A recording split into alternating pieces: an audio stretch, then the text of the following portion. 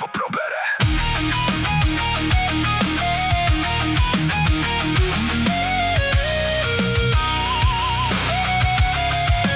Historie křičí, ale svět má uši zavřený.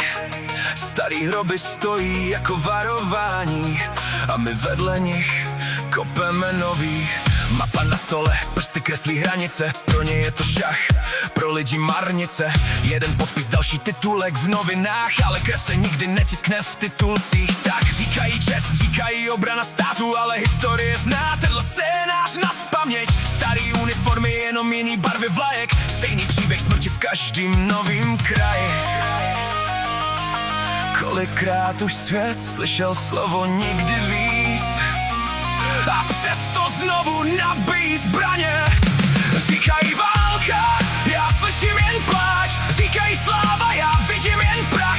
Říkají vítězství, kde je ten mír, když po každé válce zůstane jen dým. Z moci roste chuť a svět se znovu láme. Historie křičí, ale my neposloucháme. Tak mi řekni, kolik životů padne, než se lidstvo probere. Než se lidstvo probere.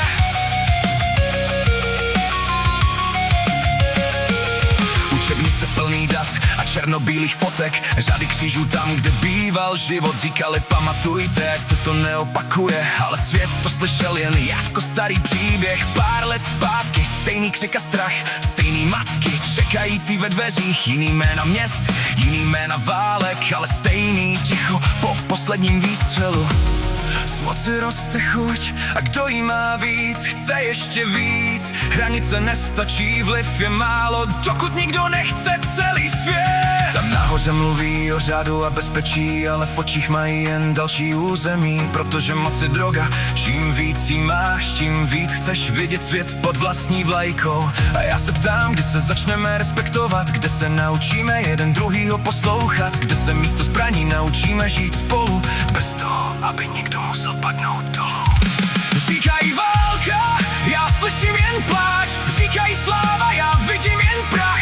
Říkají vítězství, kde je ten mír, když po každé válce zůstane jen dým. Z moci roste chuť a svět se znovu láme. Historie křičí, ale my neposloucháme. Tak mi řekni, kolik životů padne, než se lidstvo probere.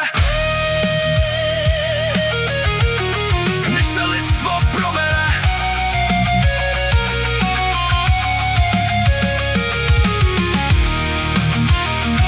Kdy se budeme respektovat, kdy se budeme mít rádi, až se zničíme tuhle planetu a budeme hledat jinou. A když ji najdeme, zničíme ji také!